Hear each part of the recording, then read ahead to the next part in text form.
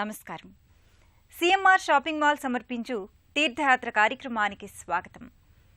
సర్వ పాపాల్ని నశింపచేయడంలో, అపర పుణ్యాన్ని ప్రాప్తింపచేయడంలో, సర్వ దోషాల్ని నివారించటంలో, సర్వ శుభాల్ని పొందడానికి శివలింగ ప్రతిష్టను మించిన ప్రక్రియ లేదని ఆగమ శాస్త్రాలు ప్రతిపాదించాయి. శివలింగ ప్రతిష్టాపన అనేది ప్రధానంగా 7 విధాలుగా జరుగుతుంది. వీటిలో 3వ అంశం దైవికలింగ ప్రతిష్ఠ. దేవతలు స్వయంగా ప్రతిష్ఠించిన శివలింగాకృతుల్ని దైవికలింగాలుగా వ్యవహరిస్తారు. ఆ పరంపరలో ఇంద్రుడు ప్రతిష్ఠించిన శివలింగాకృతులు దేశవ్యాప్తంగా ఎన్నో ఉన్నాయి. ఆ సంవిధానంలో సర్వోత్కృష్టమైన ఇంద్ర ప్రతిష్ఠిత శివలింగంతో కూడిన శైవ సన్నిధానం దేవేంద్రేశ్వర్ మహాదేవ్ మందిరం. గుజరాత్ రాష్ట్రం అహ్మదాబాద్లో సబర్మతి నదీ తీరాన ఉన్న ఈ దివ్య శైవధామం విశేషాంశాల్ని నేటి తీర్థయాత్రలో తిలకిద్దాం.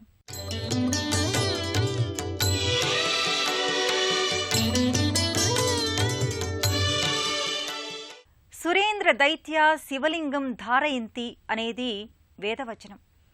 ఇంద్రాది దేవతలంతా లింగధారణ చేసి శివ పరమాత్మను ఆరాధించారు. చతుర్వేదాలలో అధికంగా ప్రస్తావించే దైవం ఇంద్రుడు. వేదకాలంలో ఇంద్రునికి చాలా ప్రశస్తి ఉంది. వేదాలలో ప్రధానంగా కీర్తినందుకున్న దైవం ఇంద్రుడే. బ్రహ్మ, విష్ణు, మహేశ్వరుల కన్నా ఇంద్ర ప్రస్తావన వేదాలలో అధికంగా కనిపిస్తుంది. అలాంటి ఇంద్రుడి ఇష్టదైవం రుద్రుడు. ఇంద్రుడి రాజధాని అమరావతిలో శివలింగాన్ని నెలకొల్పి శివకృపచేతనే తాను ఇంద్ర పదవిని అందుకున్నాననే కృతజ్ఞత కనబరిచాడు.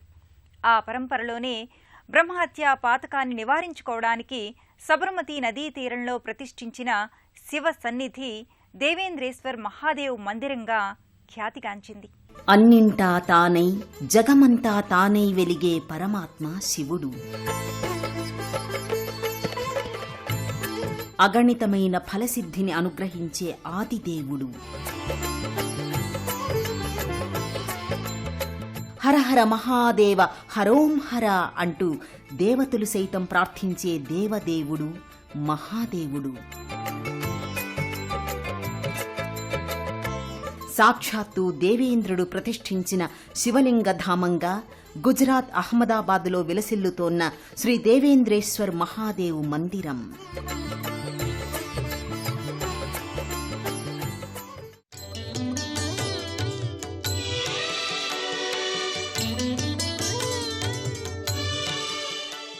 ఎన్నో శతాబ్దాల క్రితం నిర్మించిన దేవేంద్రేశ్వర్ సన్నిధానం సబర్మతి నదీ తీరంలో ఉంటుంది. సబర్మతి జలాల సవ్వడులు నమశివాయ అనే పంచాక్షరిని ధ్వనిస్తాయి. ప్రాచీనత, ఆధ్యాత్మికత, ప్రశాంతత ఉట్టిపడే రీతిలో ఈ మందిరం భాసిల్లుతుంది. అపురూప శిల్పకళా సమన్వితంగా కళాప్రాభవం వెల్లివిరిసే రీతిలో ఈ మందిరం భక్తుల్ని ఆకట్టుకుంటుంది. అహ్మదాబాద్ నగరానికి పర్యాటకంగా, ఆధ్యాత్మికంగా ఈ శివమందిరం ప్రత్యేకతను ఆపాదిస్తోంది. సర్వం యస్మిన్ సేతే సర్వస్మిన్ యశ్చై సేతే ఇతి శివః. అన్ని ఎవరి యందు, అన్నింటి యందు ఎవరు ఉన్నారు ఆ రూపమే శివుడు. అంటే అన్నింటికీ ఆధారమైన రూపం శివుడే. ఇంద్రుడు దేవతలకు రాజైతే ఇంద్రునిలాంటి రాజులకు రారాజు శివపరమాత్మ. దేవతలందరికీ పూజనీయుడు, ఆరాధనీయుడు పరమేశ్వరుడు. అందుకే శివుణ్ణి ఇంద్రుడు ఎంతో భక్తిగా ఆరాధించాడు. వృతాసురుణ్ణి సంహరించినందుకు బ్రహ్మహత్యా పాతక దోష నివృత్తి కోసం ఇంద్రుడు సబర్మతి నదీ తీరంలో శివలింగాన్ని ప్రతిష్ఠించాడు. గర్భాలయంలో ఇంద్ర ప్రతిష్ఠిత ఇంద్రేశ్వర్ మహాదేవుడు ప్రస్ఫుటమైన లింగాకృతిలో తేజరిల్లుతూ భక్తులకు శుభదీవెనలందిస్తాడు. సబర్మతి పేరు వినగానే పవిత్రత, పునీతత్వం, అపురూపమైన ఆర్షధర్మ వారసత్వం, గాంధీజీ ఆవాసం, పురారాతినాశం, విభుం విశ్వనాథం విభూత్యంగభూషం, విరూపాక్షమిన్వర్కవన్ని త్రినేత్రం, సదానందమీడే ప్రభుం పంచవక్త్ర. మందిరంలో దుర్గామాత దివ్య సన్నిధి ఉంటుంది. సర్వాలంకారయుక్తంగా అష్టభుజాదేవిగా దుర్గామాత దర్శనమిస్తుంది. ఈశ్వరలింగాకృతిని ప్రతిష్ఠించాక దేవేంద్రుడే ఈ శక్తిమాతను కూడా ప్రతిష్టాపన చేశాడని చెబుతారు. అందుకే ఇంద్రామాయిగా ఈ శక్తిమాతను భక్తులు వ్యవహరిస్తారు. అహ్మదాబాద్ సబర్మతీ నదీ తీరంలో దేవేంద్రేశ్వరుడి సమక్షంలో జగన్మాత దుర్గాదేవి మందిరంలో కొలువుతీరి ఉంటుంది. దుమ్ దుర్గే అని వేదం చెప్పిన మంత్రం. అమ్మవారి మహాశక్తి రూపం దుర్గా. దుర్గా అనే నామమే ఓ మంత్రం. మనసుకు మాటకు అందని పరమతత్వం ఎంతో దుర్గమమైనది. అలాంటి దుర్గాంబ సర్వాలంకారయుక్తంగా పులివాహనంపై అష్టభుజాదేవిగా ధీర గంభీరంగా దర్శనమిస్తుంది.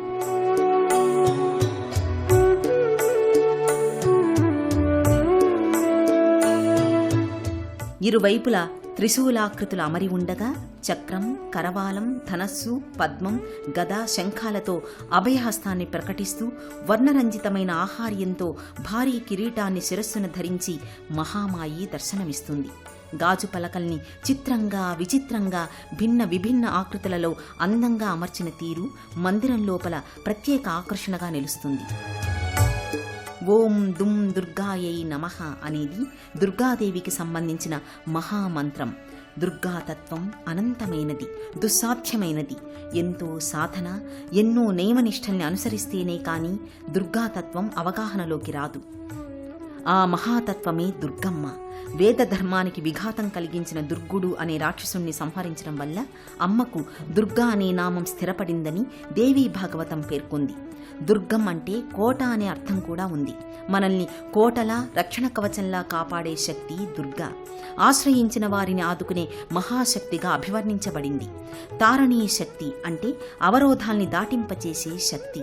అలాంటి దుర్గాదేవి అపురూపమైన కళాత్మకమైన మందిరంలో కొలువుతీరి భక్తుల్ని అనుగ్రహిస్తోంది.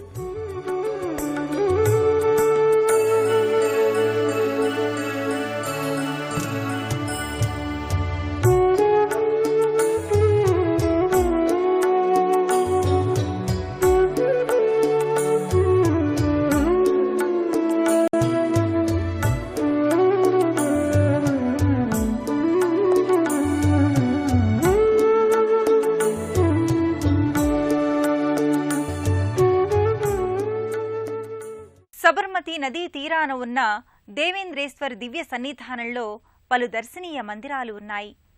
సూర్య భగవానుడు, రాధాకృష్ణులు, అభయాంజనేయ స్వామి, షిరిడీ సాయిబాబా వంటి దివ్య మంగళమూర్తులు ప్రత్యేక మందిరాల్లో కొలువుదీరి ఉంటారు.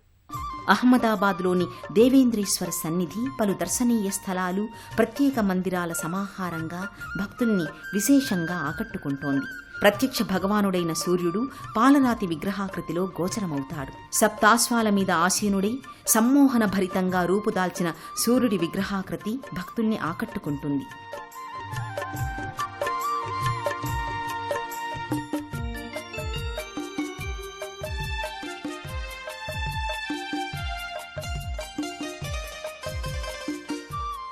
దేవేంద్రేశ్వర్ దివ్యధామంలో మరో ప్రత్యేక ఆకర్షణ రాధాకృష్ణుల మందిరం. నీలి, గులాబీ వర్ణరంజిత దుస్తులలో రాధాకృష్ణుల దివ్య మంగళ పాలరాతి విగ్రహాలు భక్తుల్ని విశేషంగా ఆకర్షింపచేస్తాయి. రాధను ధ్యానం చేయకుండా నా కృపను ఎవరూ పొందడం జరగదు, ఇది ముమ్మాటికి స్పష్టం అని కృష్ణుడే స్వయంగా పేర్కొన్నాడు. మధుర భక్తి భావానికి రాధాదేవి సంకేతం. రసేశ్వరిగా రాధాదేవి సాకారమైంది. అమలినమైన ప్రేమతత్వానికి రాధాకృష్ణుల మధుర మనోజ్ఞ భావనలే ప్రతిఫలిస్తాయి.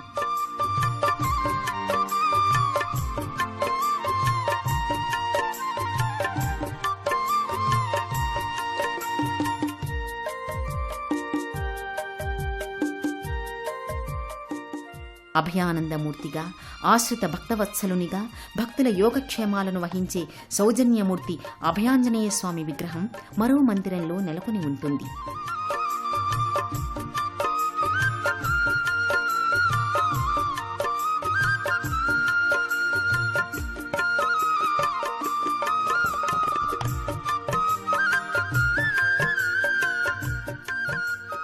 కలియుగంలో దత్తావతారమూర్తిగా భావించే షిరిడీ సాయినాథుని దివ్యమూర్తి ప్రత్యేక నెలవులో దర్శనమిస్తుంది. నమామీశ్వరం సద్గురుం సాయినాథం, నమామి ప్రణమామ్యహం సద్గురుం భజేమ్యహం అంటూ భక్తులు సాయిని ప్రార్థిస్తారు. అపురూప కళాత్మక మందిరాలతో, కట్టడాలతో ఈ లోగిలి రసార్ణవమైన భక్తితత్వాన్ని సాకారం చేస్తుంది.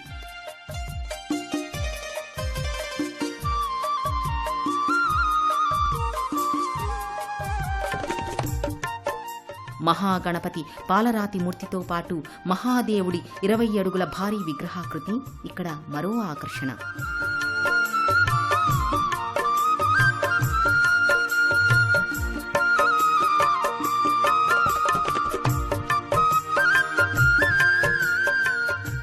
సబర్మతి అనే పేరు చెప్పగానే మహాత్మా గాంధీ స్ఫురిస్తారు. గాంధీజీ ఆశ్రమం సబర్మతి నదీ తీరాన ప్రత్యేకంగా నెలకొని ఉంది. అహ్మదాబాద్లో ఇది ముఖ్యమైన పర్యాటక ప్రదేశం. ప్రతినిత్యం దేశ విదేశాల నుంచి ఎంతోమంది పర్యాటకులు ఈ ఆశ్రమాన్ని సందర్శిస్తారు. తన భార్య కస్తూరిబా గాంధీతో గాంధీజీ ఈ ఆశ్రమంలో 12 సంవత్సరాలు నివసించారు. ప్రస్తుతం గాంధీ స్మారక మందిరంగా ఈ ఆశ్రమం వర్ధిల్లుతోంది. సబర్మతి తీరాన ఉన్న సబర్మతి ఆశ్రమం గాంధీజీ ఆవాస స్థానం. కస్తూరిబాతో మహాత్మా గాంధీ కొన్ని సంవత్సరాల పాటు నివసించిన ఈ గృహం ఇప్పుడు గాంధీ స్మారక మందిరంగా పర్యాటకుల్ని ఆకట్టుకుంటోంది. గాంధీజీ జీవనరేఖల్ని ఆవిష్కరించే పలు చిత్రాలు, విగ్రహాలు, గాంధీజీ వినియోగించిన వస్తువులకు ప్రతిరూపాలు ఈ స్మారక మందిరంలో ఉన్నాయి. గాంధీజీ సంపాదకత్వం వహించిన నవజీవన్, యంగ్ ఇండియా పత్రికల ప్రతులు కొన్నింటిని ఇక్కడ ప్రదర్శనశాలలో తిలకించవచ్చు. ఉప్పు సత్యాగ్రహ శిల్పాకృతి, గాంధీజీతో ముడివడిన చారిత్రక ఘట్టాల చిత్రాలు, శిల్పాల సమాహారాలు, ఇలా ఎన్నో అపురూప గాంధీ చారిత్రక ఘట్టాల్ని ఈ ప్రదర్శనశాల, స్మారక మందిరం ప్రతిఫలిస్తుంది. సత్యాగ్రహ ఆశ్రమంగా ఎందరో మహనీయుల్ని, గాంధీ సమకాలికుల్ని మహాత్మా గాంధీ కలుసుకున్న మందిరంగా ఈ ఆశ్రమానికి ఎంతో ఖ్యాతి ఉంది. బ్రిటిష్ వారిపై వ్యూహాత్మకంగా విజయం సాధించడానికి మహాత్మా గాంధీ ఈ ఆశ్రమాన్ని కేంద్రంగా వినియోగించుకున్నారు. భరతమాతకు స్వాతంత్ర హారతి సమర్పించారు.